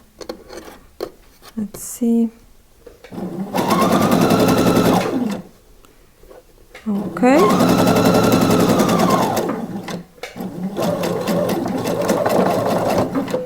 And this is done. And now I'm going to take the other cuff. This needs to be pressed, of course, very nicely. And the idea is that this seam allowance is going to be pressed to the cuff, to the inside of the cuff, so not up to the sleeve, but down to the cuff. But before I do that, and I stand up from here, I'm just going to put the other cuff on. And of course you better do that on a flat piece of table, that you have much more control than I do here. Okay, so just going to put a pin. Let's see. What is important for me now, and this is something that you really need to see well. Let me try to put my machine a little bit to the back. Let's see here. As you can see here, I have, so here is the cuff we just saw. And now I'm going to come with my second cuff. From the notch all the way around to the other part, or from the sleeve slit, you are going to come all the way around and stop to the other point here. Let's see, like so. Yes, all the way around here down, and all the way around here, come like this and stop to the other slit. But we want to go a little bit further, and we are going to use that bagged method, or like Janet Prey is call it the Buritto method. So I'm starting, because I aligned everything here, I hope you can see well, I'm going to fold the sleeve a little bit down, and I'm coming with this, and I'm not starting exactly at this point here where my slit is starting, but I'm going to put them together with the sleeve down, so the sleeve is in the cuff, let's say. I'm going to reveal the seam here I just made, and I'm going to come with this a little bit over. So I'm going to put a pin, and you'll see that my stitching is going to start actually a little bit over the previous stitching. If I turn this, you see I stopped stitching here, but now I'm going to start stitching the second part of the cuff a little bit inside here. So I'm just going to do that. I'm going to stitch a little bit from here, and I'm going to go all the way around. And the idea is to start to be on the same stitching line. So I have here 6mm seam allowance, so I can go maybe one stitch to the inside of the of this to the inside, and then I'm sure that this is going to be enclosed, this stitching line. Or if you are not sure, you can sew first over the previous line, stop, and then turn your work, that you can go on like this. So let's see. You're going to see that if you do it, it's much easier to understand than only looking at it. But if you make this, previous colors with the Buritto method, you'll see that it's exactly the same. Let's see, I have here. So I am going to be just one needle away to the inside. And you'll see what I mean by that, because if you are not on the previous stitching line, you have the chance that that is going to show when you turn your cuff. So like 2 back stitches, and I am almost, you don't need to go maybe not more than 1 inch or 2-3 centimeters over that previous. And now I'm going to continue stitching this cuff all the way around, and I'm going to meet you at the other end of this process.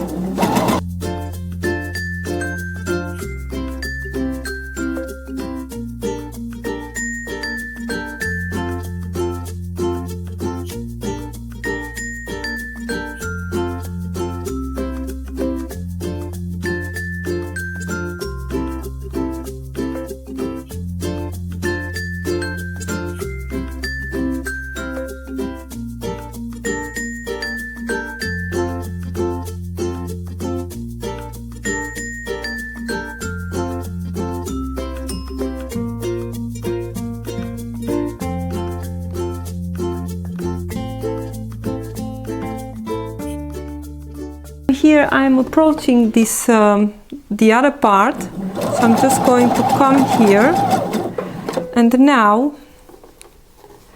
I have here, I hope you can see, I have here the other part of the slit. This is my sleeve. Let's see, I'm going to put it this way. So this is my sleeve, this is the other part of the slit that I have. I really hope you can see this. Put my focus here. And now what I want to do is again to push the sleeve a little bit back into the cuff and to reveal my previous seam line with the previous part of the cuff. That will be this one. So you have to push the sleeve a little bit into the cuff, just a little bit here at the slit, and then align the pieces. Align your new cuff piece on this. Let's see. Because of the slit, it's really small. It's a little bit fiddly, but it's doable, you know. Try to keep the slit a little bit straight here. Put a pin if necessary. It is not going to an angle. And then come with this and put another pin. And again here you come 2 centimeters or something to catch the previous stitching line from here. So I'm just going to stitch that. Okay, this is right. Let's see. And I'm going to take just a few stitches, maybe 2 or 3 more. A little bit of back stitch because it's going to get a little bit of tension there when we try to turn it. Cut my threads, and I'm going to meet you at the ironing board. So this is what I have at the moment. This is my cuff, and on both sides is a little bit sewn over the previous stitching line. So we are going to press and turn this. So this is what I have now. So this is my little sleeve with the cuff, and with the second piece of the cuff attached a little bit to the previous stitching line, and I will show you why. And I need to give this a little bit of a press if my iron is going to get a bit warmer. Let's see. And I'm going to show you in a minute how to trim. And this is happening, of course, because this is not interfaced, so it's very sloppy and soft and in danger of getting eased when you have too much tension on your thread. Okay, my iron is working now. Okay, so I'm going to try to trim this a little bit away. Don't trim it all the way, because you have the chance that also here maybe it's good to put just a little bit of interfacing. Let's see. Here I went a little bit outside the seam allowance, but I assure you it's going to look okay. Let's see.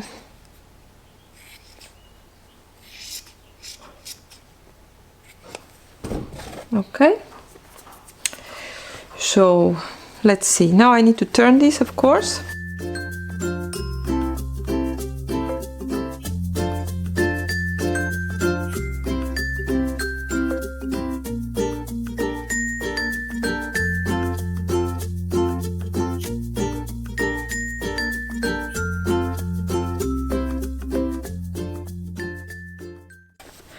This is my cuff, and the idea is that you need to try to roll this seam,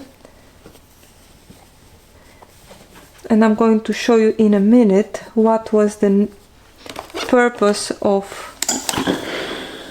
stitching above that previous stitching line.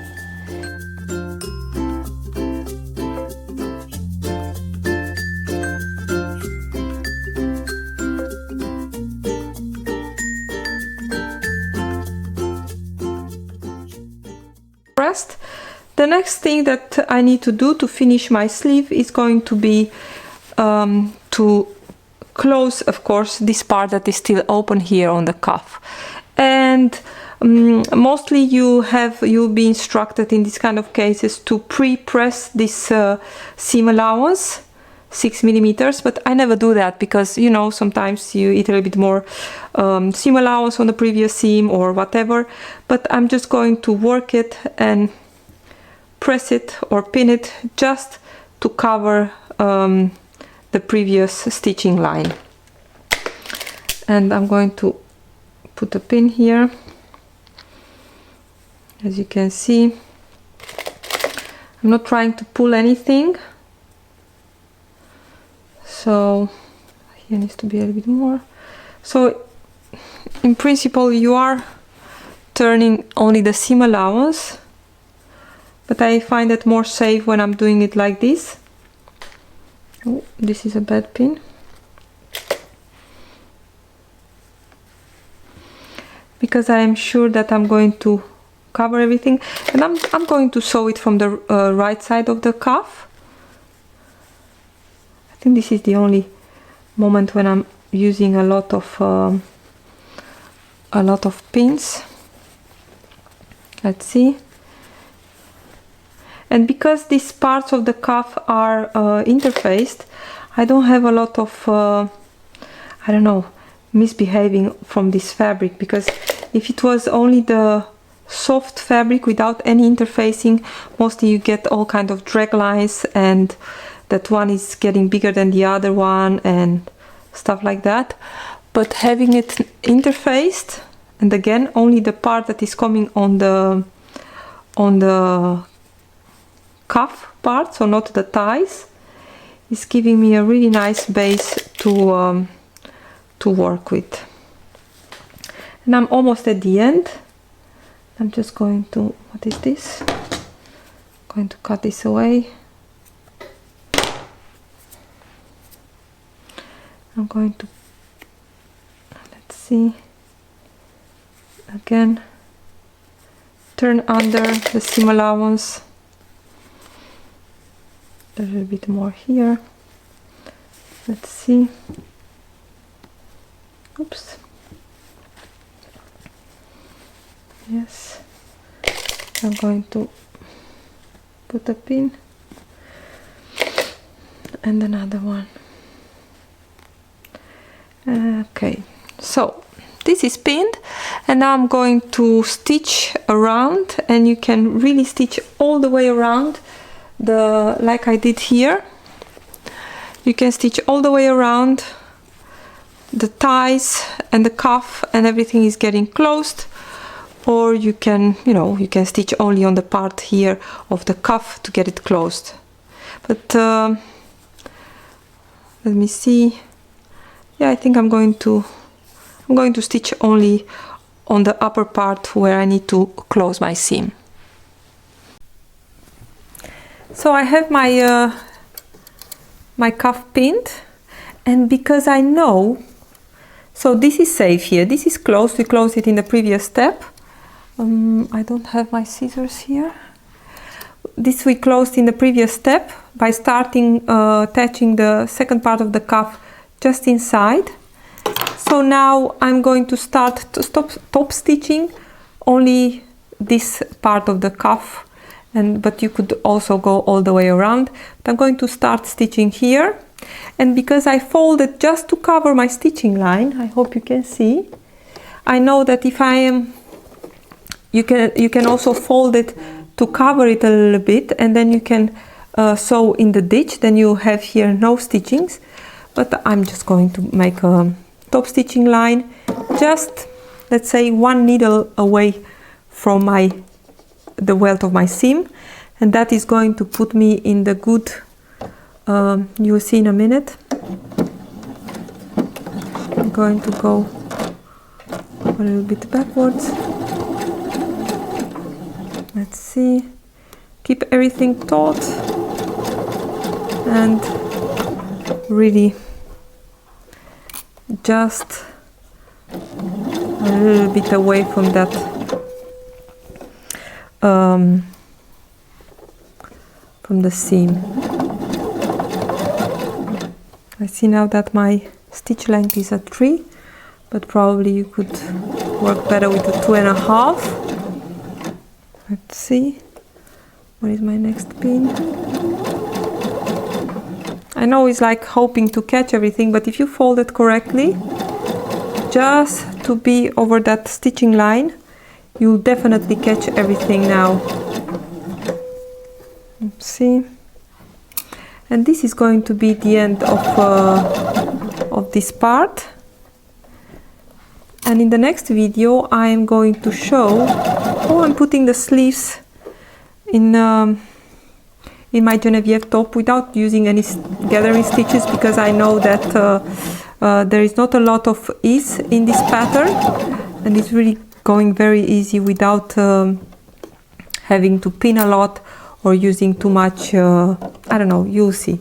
And I have a really slick method, also something that I learned from Janet Prey, by using the fit dog to work for me in attaching the sleeve. Okay, and I'm almost at the end. Okay,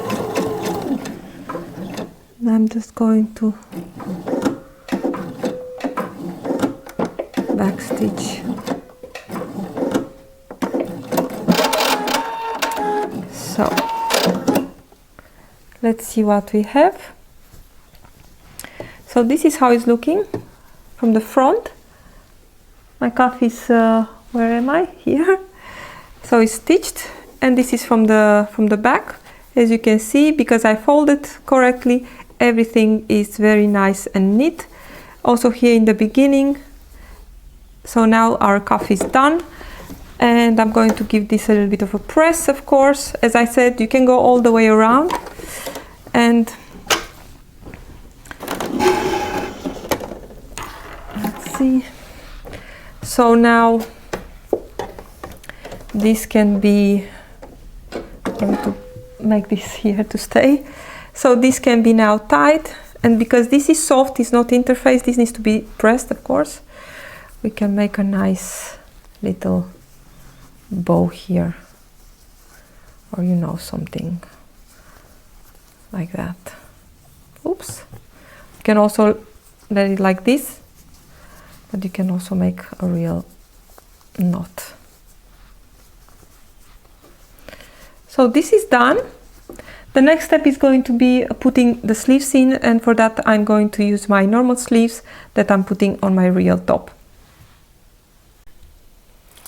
Okay, so for the sleeve, usually I'm putting the sleeves in the designer stitch pattern and also in other patterns. If they don't have a lot of ease, I'm just putting them without easing anything, or without, better said, without using ease stitches, but or gathering stitches. But this time I'm going to use, there is a little bit of ease here, so I'm just going to do what Janet Bray in her craftsy classes is calling crimping, and that means that you are sewing a row of stitches, preferably inside of the seam allowance, and you just keep your finger behind, or some other kind of tool behind the presser foot, and you just keep the fabric from going away. And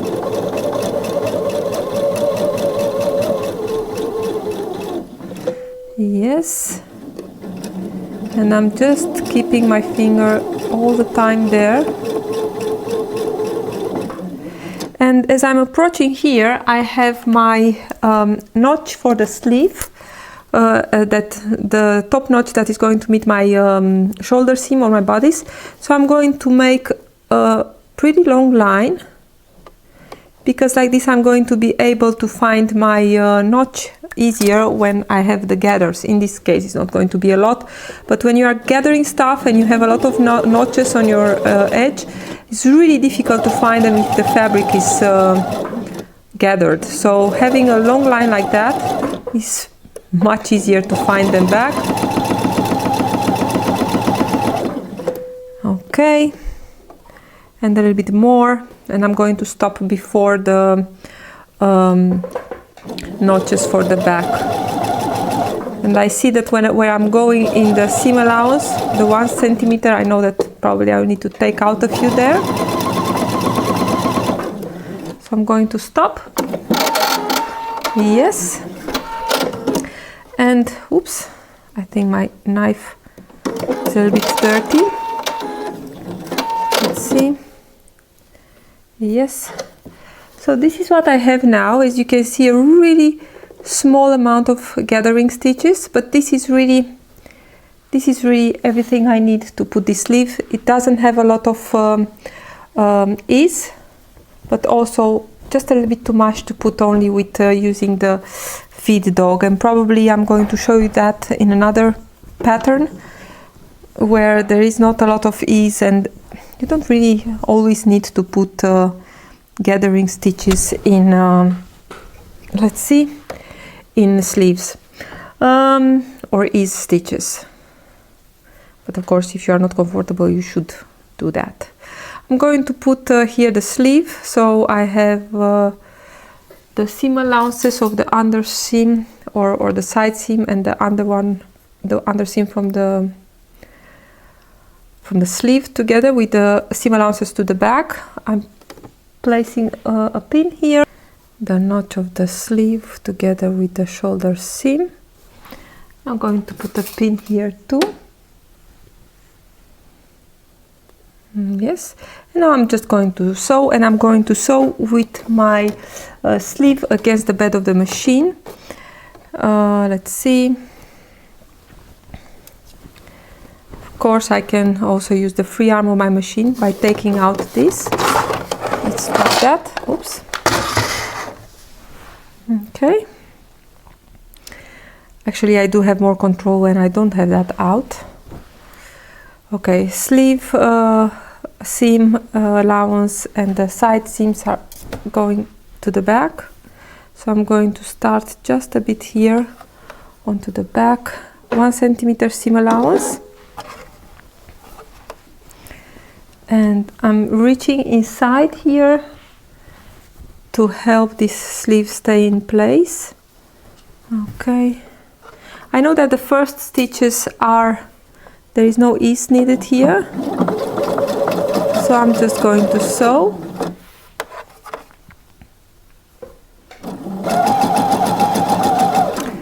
With the 1 centimeter seam allowance, and very soon is going to start the part where I do need to ease my sleeve into my bodice, and I keep my hand inside here, guiding the sleeve actually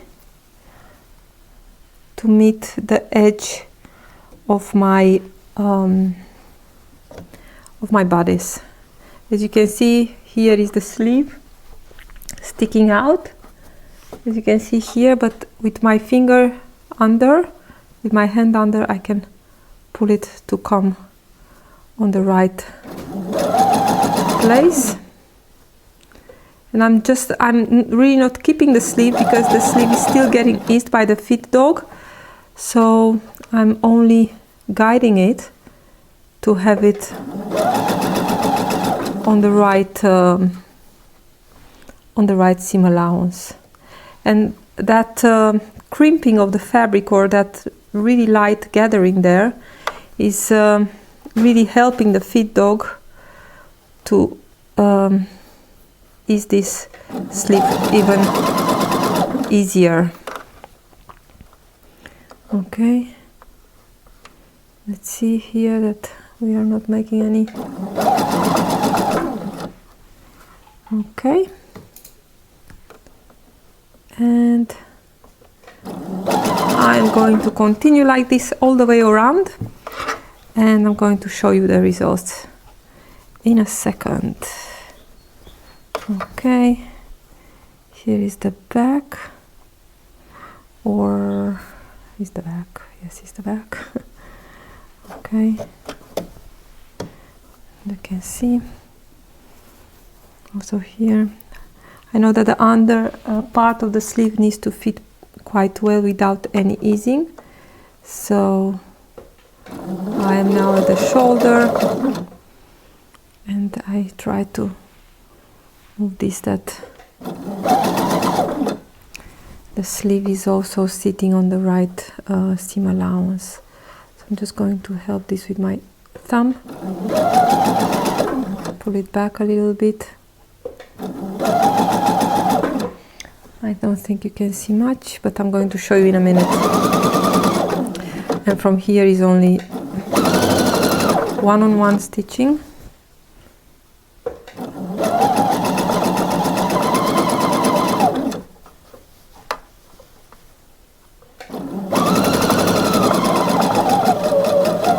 Just coming back on the previous stitches.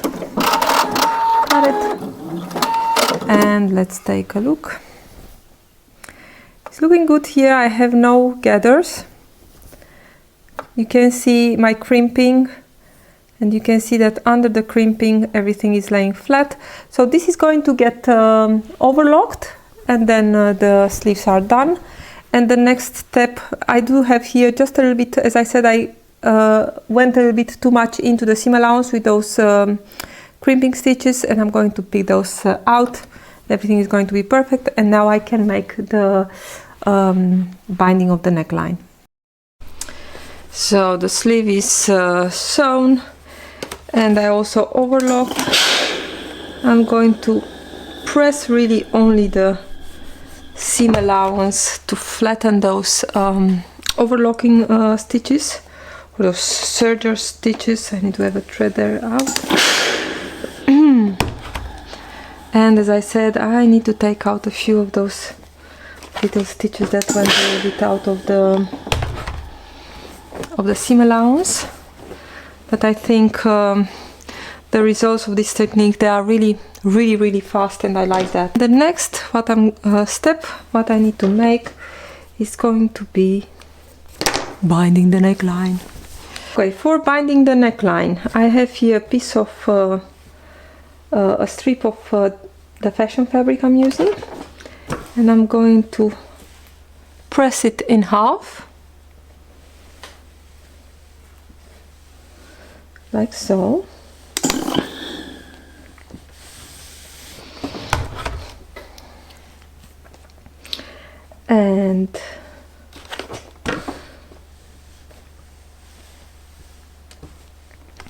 and I'm always pressing a little bit more than I need, because I like to have plenty than to worry about. Okay, maybe this one is a little bit too much, but it's better to have plenty than to, you know, worry about every millimeter that you are working with. So I'm a little bit at the half here. Let's see, this is my neckline, which it has the placket, and let's see, this is the middle. I'm going to start around, let's see. The idea is that we start at one of the front plackets. You are sewing on the right side first, so all the way around with a 6mm seam allowance, and don't stretch your binding, because otherwise you have the chance that you have at the end like a really thin one and you cannot turn anything anymore. So this is you need to start to have a little bit of a tail here in the beginning, because later let me put this one a little bit better. So later when you are going to turn this like so, you have to bring the tail to the back, and then to the back, and then turn it down, and then top stitching. So you need to have a little bit of tail. Again, let it a little bit longer to have enough to grab and to turn and have enough of space. So I'm going to stitch this in the round, or in the round around, from one end to the other end, and I'm going to meet you back to show you how we do further the turning and the top stitching.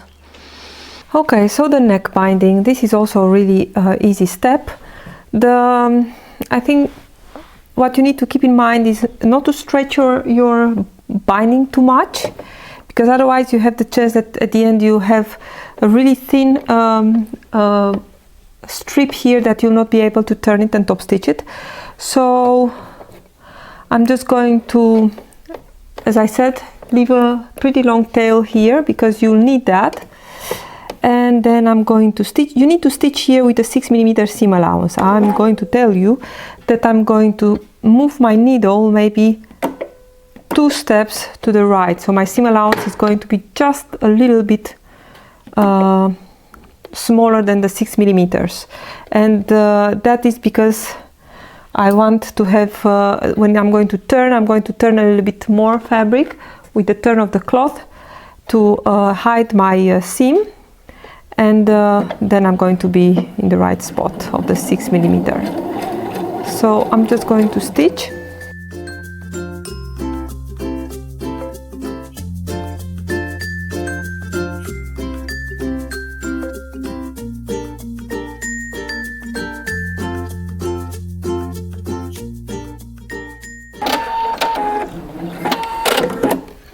So now I have this stitched, and the next step is going to again, I'm going to leave here a tail. I'm going to cut a little bit off, but the next step is to press this, and everything is going to be pressed to the inside and top stitched from the outside, of course.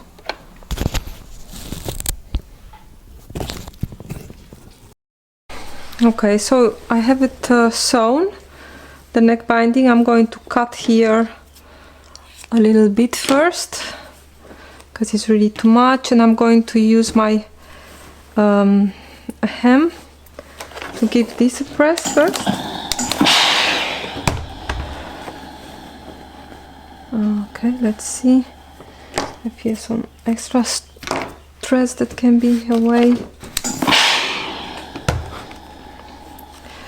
Maybe you noticed I'm using a lot my fingers and my hands when I'm pressing, to trap that heat in the seam. Of course you can use a clapper or a piece of wood, you know, like I have here somewhere. Okay, so the next step is to let's see if I can put this like this. Okay, the next step is going to be to press this. Let's see, how should I? So we need to press this, I think you can see very well, to press it that the seam here, you can barely see it, right here, that this is going to turn to the inside. So before I take care of this end here, this is what I'm going to do.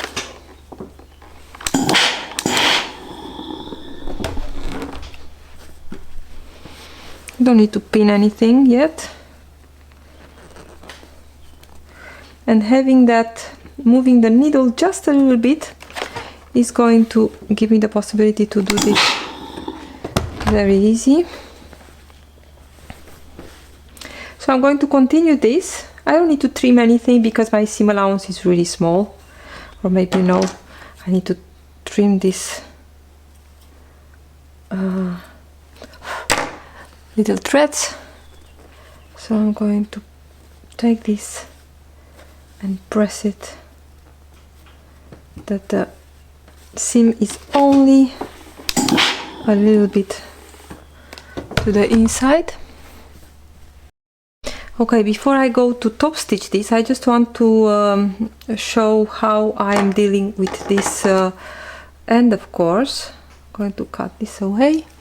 So I have here this tail, which is a little bit big, so I'm going to cut it to about, I don't know, maybe 1 centimeter first, and maybe I want to cut it even more.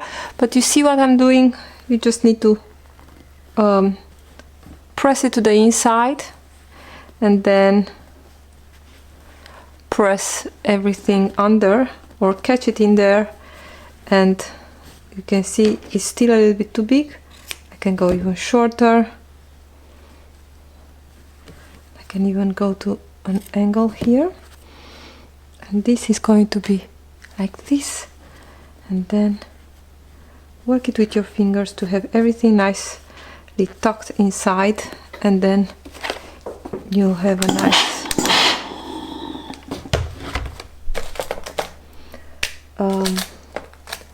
nice corner here. Of course, I'm going to do that same thing for the other part, and this is how it's going to look. Everything is inside, and from the right side is going to look like this. So I'm going to top stitch right now, maybe also with maybe 6mm seam allowance, something like that, just to catch everything nicely in.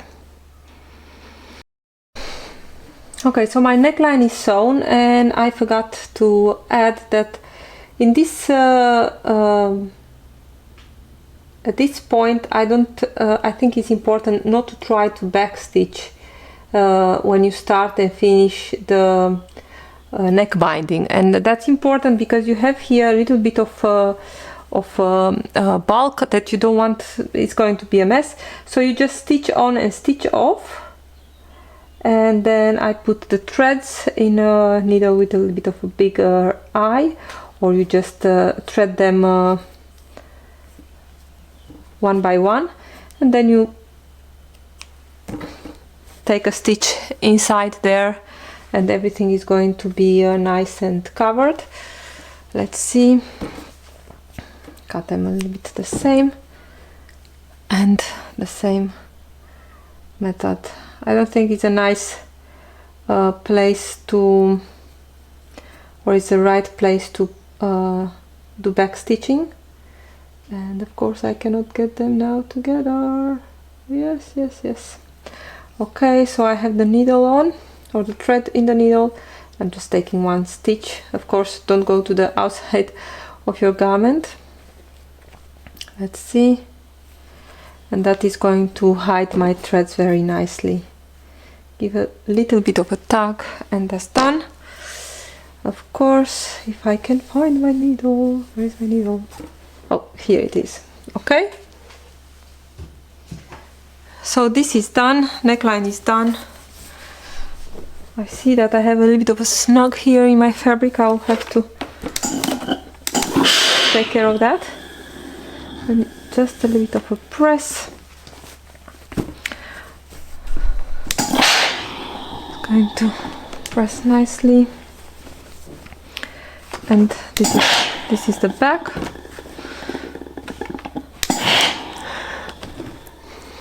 And I think this is the benefit of cutting that strip of bias binding just 3-4 millimeters bigger than the pattern piece, because that's definitely getting smaller as you are working with it. And otherwise you have just a little bit of a sliver to turn here and to try to top stitch it and to be on the line. So the neckline is done. I think it's looking really, really nice. And so this is the end of this tutorial. I hope you got some help with making your own Genevieve top, and I'm pretty sure that there are a lot of tips here that you can use also in other projects, like making that little end here, that bagging method for the cuff, to have a really nice beginning and ending here, the slit. And if you have any questions, please be free to put them in the comments here under the video. Don't forget to give me thumbs up if you like the video. If you I hope you have a lot of use out of these techniques.